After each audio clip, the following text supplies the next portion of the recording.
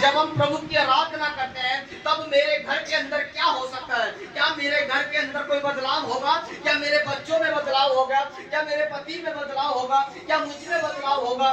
इन सारी बातों को हम देख सकते हैं प्रार्थना के द्वारा। Hallelujah, hallelujah.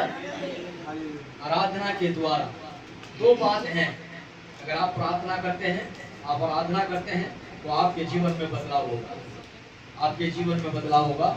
यहाँ पर प्रेरित काम उसका 16 अध्याय और 16 अध्याय और यहाँ पर हम देखते हैं परमेश्वर का वचन 25 आयत से, यहाँ पौलुस और सिलास की बंदी गृह में मुक्ति। यहाँ प्रभु का दास है, ये प्रभु के चेले हैं जिसका नाम है पौलुस है और सिलास है, इनकी बंदी गृह से मुक्ति हो गई। Hallelujah, hallelujah. कहना कि बंदी गृह यानी कि ये दो थे जेल में थे।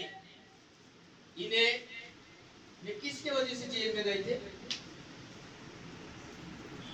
हालेलुया। किस कारणों से गए थे ये जेल? मैं बताना चाहता हूं। उससे पहले अगर हम पढ़ते हैं तो ये यीशु मसीह के काम करने वाले लोग थे और प्रभु यीशु के काम करते करते जो लोग थे उन लोगों ने विरोध कर रहे थे, जो इनका विरोध करते थे उन लोगों ने, वहाँ की सरकार ने, वहाँ के शासक लोगों ने इन्हें पकड़ लिया और इन्हें बंदी गृह यानी कि जेल में डाल दिया। देखिए, इन्हें जेल में डाल दिया। कितना बड़ा दुख हो रहा होगा, कितनी बड़ी समस्या आई है। ये जेल में चले गए, दोनों के दोनों को, और वहां लिखा है इनको हथकड़ी लगाई गई, पैरों में भी इनके बहुत बड़ा हथकड़ी लगा दी गई, जिससे कि ये हिले ना डुले ना, कहीं उठकर जा ना सके किसी प्रकार का। इस प्रकार से इन्हें ऐसा इनके साथ हथकड़ी लगाकर इन्हें जेल खाने में डाल दिया। और ये जो वहां के शासक लोग थे, इसलिए कि कहीं ये भाग न जाए।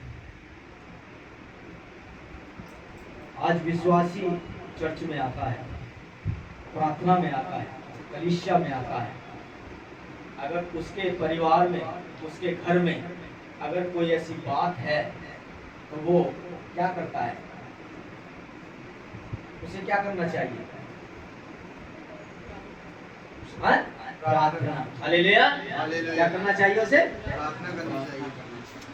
इससे पहले अभी बताया था, हमारे भाई ने कहा कि विश्वास के कमी के वजह से हमारे घर में काम नहीं होता है, हमारे अंदर काम नहीं होता है, हमारे परिवार में काम नहीं होता है। पर यहाँ लिखा कि जब इन दोनों चेलों को, जो यहाँ लिखा पौलुस और सिलास को जब बंदी गृह में डाल दिया, तो यहाँ लिखा इन दोनों ने एक मन होकर, एक मन होए, एक विचार कर लिए और इन्होंने उस जेल में